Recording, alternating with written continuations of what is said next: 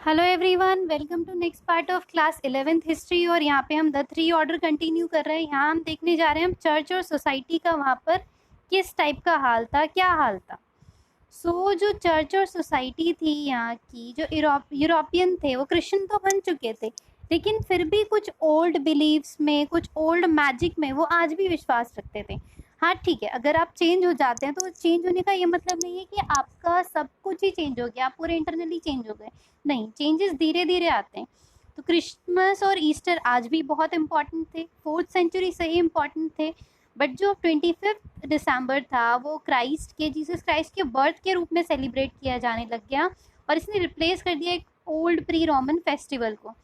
उसके बाद जो ईस्टर था वो जो क्रूसिफिक्शन ऑफ क्राइस्ट था, जो एक तरीके से राइजिंग फ्रॉम द डेड है, उस त्योहार को मनाने लग गए।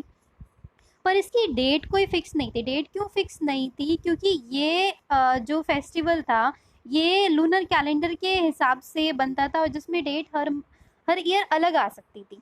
अब जो ट्रेडिशनली थे, जो लोग थे सारे विलेज के, वो विलेज लैंड में जाते थे और इस टाइप की त्योहार वगैरह मनाया करते थे। क्रिश्चियनिटी के बाद उन्होंने इन विलेज को पारिश बोला। पारिश मतलब जहाँ पे जो एरिया प्रिस्ट के सुपरविजन में होगा।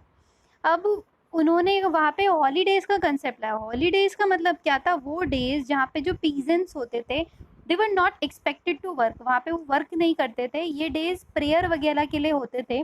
बट लोग यहाँ पे मोस्टली अपना गुड पार्ट जो है वो फन करने में, फीस्टिंग, खाना पीना करने में बिताते थे। तो यहाँ से हॉलीडेज का कंसेप्ट आया। पिलग्रिमेज, तीर्थ यात्रा बहुत इंपॉर्टेंट थी क्रिश्चियन की लाइफ में। बट जो मेनी पीपल थे वो लॉन्ग जर्नीज पे गए टू श्राइन्स ऑफ मार्टियर्स में, बिग चर्चेस में जाया करते थे।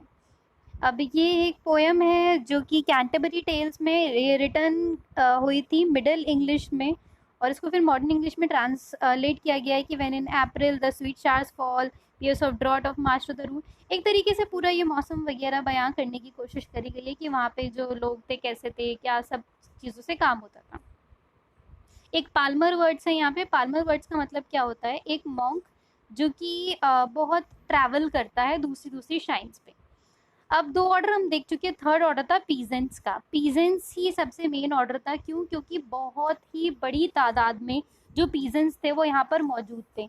ये फ्री भी थे और अनफ्री भी थे। मतलब क्या है भाई इसका? तो दो काइंड थे यहाँ पे, फ्री और एक थे जो नॉन फ्री थे, उनको सर्फ बोला करते थे। जो पीजेंट्स जिनका मतलब एक तरीके से अपना फार्म था, बट उसको वो टोटली अपना नहीं बोल सकते थे, क्योंकि वो किसी ना किसी तरीके से लॉर्ड का हुआ करता था, किंग का हुआ करता था। तो उनका होने के बावजूद they were like tenants of the lord, और अपना फार्म था उनका, बट वो लॉर्ड के टेनेंट्स हुआ करते थे। तो मैन को क्या करना पड़ता था? जो जिनका वो लैंड था, उनको मिलिट्री सर्विस देनी पड़ती थी एटलीस्ट 40 डेज की। जो पीजेंट की फैमिलीज थी उनको कुछ डेज तय करने पड़ते थे, जैसे यूजुअली 3 डेज होते थे, जहाँ पे वो लॉर्ड के स्टेट में लॉर्ड की ज़मीनों पे जाएंगे और वहाँ पे काम करेंगे।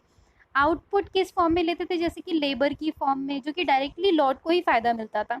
इन एडिशन वो क्या करते थे? कुछ अनपेड सर्विसेज और थी, जैसे कि गड्ढे वगैरह खोद देना, फायरवुड लेके आना, रोड और बिल्डिंग रिपेयर करना। और जो वुमेन और चिल्ड्रन थे वो फील्ड में हेल्प करने के साथ साथ कुछ अदर टास्क भी किया करते थे, जैसे कि थ्रेड की स्पिनिंग करना, क्लोथ्स बनाना, कैंडल्स बनाना, वाइन का जो आपका फैक्ट्री टाइप था वहाँ पे वाइन ग्रुप प्रिपेयर करना। उसके अलावा एक और डायरेक्ट टैक्स था जो कि सिर्फ पीजेंट्स को देना होता था, थर्ड ऑर्डर को, दैट वाज टेलीज। वो किंग को दिया करते थे। क्लर्जी और नॉबल्स इससे एग्जेम्प्टेड थे। ये देखिए एक फोटो दे रखी है इन्होंने इंग्लिश प्लगमैन की, ये किस तरीके से प्लगिंग कर रहे हैं।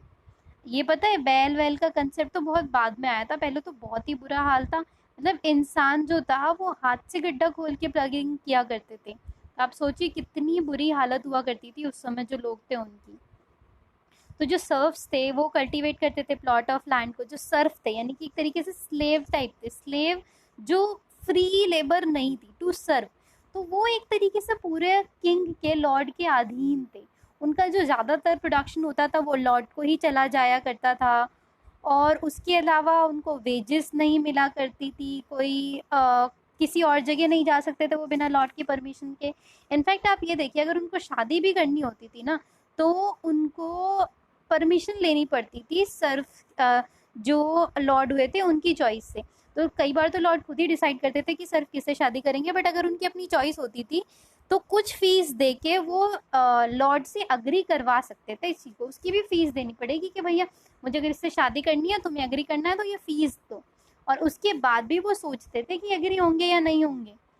अब इंग्लैंड की अगर हम बात करें तो यहाँ पे फ्यूडलिज्म जो था, जो लैंड पे काम करवाना, ये कंसेप्ट इंग्लैंड में डेवलप होता है 11th सेंचुरी में।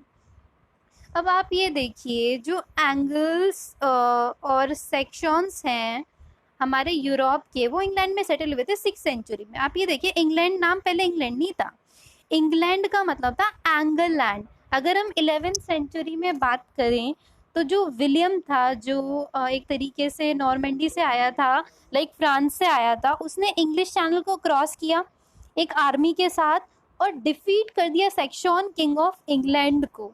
और जो फ्रांस और इंग्लैंड है तब से बहुत ज़्यादा दुश्मन बन गए। मतलब इंग्लैंड पे जिस किंग ने रूल किया वो इंग्लैंड का था ही नहीं, वो तो फ्रांस का था। और आज के टाइम पे भी जो क्वीन है अगर हम बात करें तो वो जो विलियम है ना, उन्हीं की ग्रेट ग्रेट ग्रेट बहुत ज़्यादा ग्रेट ग्रैंड डॉटर ही हैं। तो आप ये देखिए कितना बढ़िया बेहतरीन चीज़ है कि इंग्लैंड क्वीन इंग्लैंड की है ही नहीं, वो कहीं और के प्लेस की है। उसके अलावा विलियम वन जो हैं उनके पास जो लैंड है वो मैप थे, तो उन्होंने लगभग 180 सेक्शंस में उसको डिवाइड किया था पूरे इंग्लैंड को, और नॉर्मन नॉबल्स को इन्होंने दे दिया था जो उसके साथ माइग्रेट हुए थे। जो लॉर्ड्स थे वो चीफ टेनेंट बन चुके थे किंग के, जो उनको मिलिट्री हेल्प दिया करते थे। उसके अलावा वो उनको लैंड्स वगैरह भी गिफ्ट किया करते थे, और कुछ नाइट्स, कुछ ब्रेव सोल्जर्स भी दिया करते थे। और उसके अलावा जो एंग्लो सेक्शन पीजेंट्स थे वहाँ पे, वो बहुत सारे लैंड होल्डर्स के अंदर जो थे वो वर्क करने लग गए थे। ये देखिए ये हीवर कैसल है इंग्लैंड का 13th सेंचुरी का। सब चीज़ें कितनी ब्यूटीफुल हैं। अब कौन कौन से फैक्टर हैं जो इफेक्ट करेंगे सोशल या इकोनॉमिक रिलेशन को। अब देखिए लाइफ में जब सब कुछ सही चलता रहता है तो आपके आसपास के सारे लोग भी सही होते हैं, लेकिन ज़िंदगी में अगर बदलाव आने शुरू होते हैं तो चीज़ें बदलने लगती है। अगर कोई ज़्यादा तरक्की कर रहा है तो आपके साथ रहना नहीं पसंद करेगा। बहुत एक्सेप्शनल केसेस होते हैं जब ऐसा होता है। तो पहले के टाइम पे माना जाता था कि सोशल सिस्टम जो है वो स्टेबल है और अनचेंजिंग है, लेकिन इतने सारे चेंजेस आने शुरू हो गए थे कि ट्रांसफॉर्मेशन ही हो गया।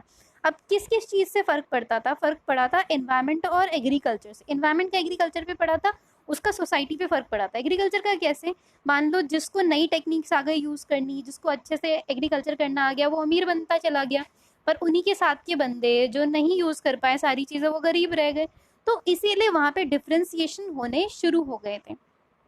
इन्वायरमेंट की अगर हम बात करें तो 5th से 10th सेंचुरी में जो यूरोप का इन्वायरमेंट था ना, उसमें जंगली जंगल थे बहुत सारे, एग्रीकल्चर बहुत लिमिटेड थी।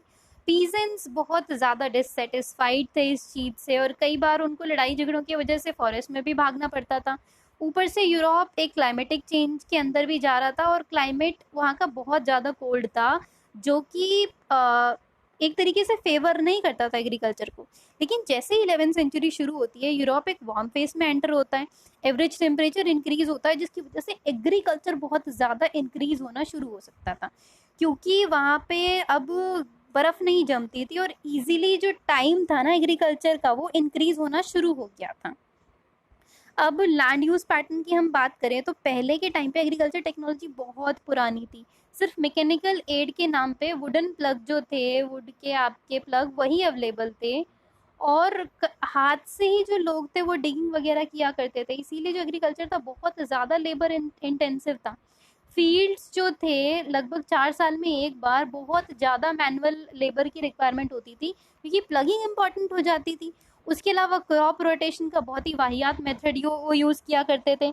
एक फील्ड जो ऑटम में प्लांट करते थे, और एक तरीके से आप ये समझिए उन्हें पता ही नहीं था कि किस समय पे कौन सी क्रॉप लगानी है। अगर पता भी था तो उनको ठीक से वो चीज़ को फॉलो करना नहीं आता था। और जो राई थी वो प्लांट होती थी फैलो लैंड पे, मतलब कुछ भी सिस्टम बना रखा था, जिसकी वजह से सॉइल जो थी धीरे धीरे डेटीरियोरेट, नष्ट होनी शुरू हो गई, और फेमाइंस जो थे वो होने शुरू हो गए। और अकाल पड़ने की वजह से लोगों में बहुत ज़्यादा मैल न्यूट्रिशन आ गया, और फैमिलीज तबाह होने लग गई, और पुअर के लिए जो सिचुएशन थी ना, जो लाइफ थी, वो बहुत ज़्यादा डिफ़िकल्ट हो चुकी थी। अब इतनी सारी हार्डशिप के बावजूद जो लॉर्ड्स थे वो बहुत ज़्यादा एंशियस थे कि उनका इनकम कैसे मैक्सिमाइज हो, इनकम कैसे बढ़े भाई। अब गरीब आदमी परेशान हो रहा है तो हो रहा है, अमीर आदमी को तो ये देखना है ना उसका पैसा कैसे कमेगा। तो पीजेंट्स को फोर्स किया जाता था कि वो बहुत ज़्यादा काम करें, कई बार उनको लीगली उल्टी सीधी चीज़ों में फंसा के फिर उनसे काम करवाए जाते थे। अब पीजेंट्स थे वो डायरेक्टली तो ऑपरेशन नहीं कर सकते थे, ऑपरेशन मतलब ऐसे नहीं कह सकते थे कि हम लॉर्ड के लिए काम नहीं करते, तो उन्होंने पैसिव रेजिस्टेंस किया। देखिए जैसे हमारे घरों में क्या होता है कि अगर हम नाराज़ हैं किसी बड़े से तो हम सीधा ऑपरेशन नहीं दिखा सकते कि हमें ये काम करना ही नहीं है, हम पैसिव रेजिस्टेंस दिखाते हैं कि फेस बनाएंगे, बर्तन जोर जोर से रखेंगे ताकि सामने वाले को पता चले कि हम इसमें इच्छुक ही नहीं है, जो हमें काम दे रहे हैं ऐसा नहीं हम नहीं करेंगे बट हम बहुत स्लो करेंगे। ऐसा भी हो रहा था कि वहाँ पे काम चल भी रहा था बट नहीं भी चल रहा था, और वो जो अनपेड एक्स्ट्रा सर्विसेज है वहाँ से दूर भाग रहे थे, तो कॉन्फ्लिक्ट होने बहुत ज़्यादा शुरू हो गए थे। वही वाला कंसेप्ट, जब हैव्स और हैव नॉट्स बीच में टकराते हैं तो कॉन्फ्लिक्ट होते ही हैं। अब लेकिन सिचुएशन हमेशा हमेशा ऐसी नहीं रही थी। फिर अब आती है एक नई एग्रीकल्चरल टेक्नोलॉजी। तो 11वीं सेंचुरी तक कोई एक मतलब टेक्नोलॉजिकल जो जो चेंजेस थे वो उन्हें 11वीं सेंचुरी तक नहीं हुए थे, लेकिन उसके बाद होने शुरू हो गए। वुडन प्लग जो थे उसकी बजाय वो heavy iron tip plug use करने लग गए, जिसकी वजह से डिगिंग बहुत आराम से हो पाती थी। और उसके अलावा पहले क्या करते थे वो एनिमल्स की गर्दन में हार्नेस किया करते थे, बट अब वो शोल्डर में हार्नेस करने लगे। अब शोल्डर में हार्नेस करने की वजह से एनिमल जो एग्जर्ट ग्रेट पावर के साथ वर्क कर सकता था। उसके अलावा हॉर्सेस को आयरन हॉर्स शूज़ पहनाने लग गए, जिसकी वजह से फूड जो उनका फूड था वो डिके नहीं हो रहा था, ख़राब नहीं हो रहा था। विंड और वाटर एनर्जी को एग्रीकल्चर में यूज़ करने लग गए थे। विंड पावर्ड मिल जो थी वहाँ पे लगानी शुरू कर दी थी उन्होंने। ग्रेप्स को प्रेस करने के लिए मिल्स लगानी शुरू कर दी थी। और जो जैसे वो इसके अलावा जो लैंड वो यूज़ कर रहे थे ना उसका भी पैटर्न उन्होंने चेंज कर दिया।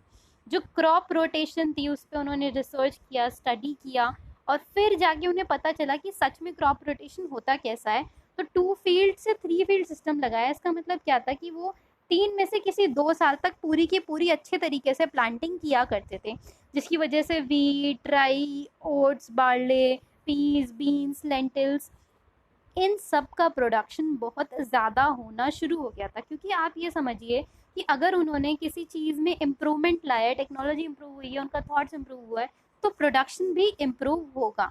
और इन इम्प्रूवमेंट्स के साथ इमीडिएट इंक्रीज होता है अमाउंट ऑफ फूड प्रोड्यूस जो ईच यूनिट ऑफ लैंड दे रही थी। फूड अवेलेबिलिटी लगभग क्या हो जाती है, डबल हो जाती है। और जो ग्रेटर यूज ऑफ प्लांट्स है जैसे पीज और बीन्स थे, और पीज और बीन्स वेजिटेबल प्रोटीन्स ये एवरेज यूरोपियन के डाइट का बहुत बड़ा हिस्सा बन चुके थे, और एनिमल्स के लिए भी अच्छा खासा फॉडर मिल रहा था। और धीरे धीरे जब समय बढ़ा तो जो एवरेज ज़मीन एक पीजन के पास 100 एकड़ होती थी वो 20-30 एकड़ होने लग गई, क्योंकि फैमिलीज डिवाइड होना लग गई। अब मान लो एक परिवार है जिसके पास 100 एकड़ की लैंड है, उसके 3 बच्चे हुए, तो तीनों बच्चों में अगर वो डिवाइड हो गए तो 33 एकर्स हो गए। तो इस तरीके से होल्डिंग स्मॉलर हो गई, और जो पीजेंट्स थे उन पे जोर कम पड़ता था, उन पे भार कम हो गया। टेक्नोलॉजी अच्छी होने की वजह से उनको बहुत ज़्यादा टेंशन भी नहीं होती थी। लेकिन कुछ समस्या ये आ रही थी कि जो ये महंगी महंगी मशीनें हैं इसके लिए बहुत सारा पैसा चाहिए। जैसे कि अगर वाटर मिल, विंड मिल लगानी है तो काफ़ी पैसे चाहिए। तो इसके लिए लॉर्ड ने इनिशिएटिव लिए, उन्होंने ये सब करने की कोशिश करी ताकि लैंड से अच्छा खासा प्रोडक्शन मिल सके अच्छे से। अब जो लॉर्ड्स थे वो पैसा लगाते थे, और जो पीजेंट्स थे वो बहुत मेहनत करके वर्क करते थे, जिसकी वजह से जो खाने की आपूर्ति बहुत आराम से होने लग गई। जितना उन्हें चाहिए उनसे कहीं ज़्यादा ही प्रोड्यूस होना शुरू हो गया था। 11वीं सेंचुरी तक जो पर्सनल बॉन्ड्स थे फ्यूडलिज्म के नाम पे वो वीक होने शुरू हो गए, क्योंकि इकोनॉमिक ट्रांजेक्शन जो थी ना वो मनी में ज़्यादा होने लग गई। अब मनी में कोई चीज़ होने लग जाएगी, जैसे पहले तो आप कोई काम दे रहे हो उसके बदले सर्विस ले रहे हो, बट अब जो सारे पीजेंट्स थे उन्होंने सोचा कि पैसे के बदले सब काम करेंगे। अब पैसे के बदले वो काम कर रहे थे तो उनके पास पैसे आ रहे थे, अब उनके पास पैसे आ रहे थे तो वो लॉर्ड पे डिपेंड होना कम हो गए थे। तो और इस तरीके से जो उनका डायरेक्ट इनडायरेक्ट इफेक्ट ये हुआ कि एग्रीकल्चरल के प्राइजेस लगभग डबल हो गए। क्योंकि अगर मैं कोई चीज़ पैसों में बेच रही हूँ तो मैं डिमांड के हिसाब से ही तो बेचूंगी, अगर वो महंगी बिक रही है तो महंगी बेचूंगी ना मैं। तो इट इज़ लाइक कि एग्रीकल्चर प्राइसेस डबल हो गए थे 1270 से 1320 के बीच में। इस पार्ट को यहीं तक रखते हैं, इसके आगे हम कवर करेंगे अपनी अगली वीडियो में। आपको कोई भी कंफ्यूजन या क्वेरी आप हमसे कमेंट सेक्शन में पूछ सकते हैं। Thank you so much, meet you all in my next video. Thank you.